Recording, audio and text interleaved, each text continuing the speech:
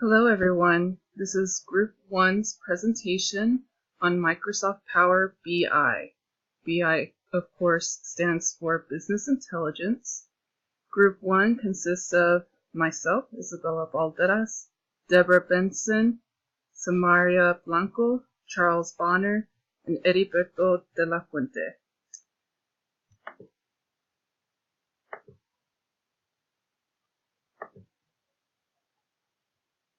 What is Microsoft BI, or what type of software is it?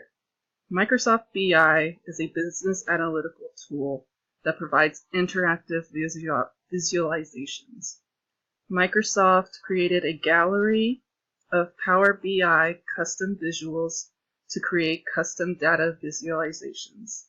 The visualizations range from 3D interactive maps, various bar and line graphs, to pie charts and tables.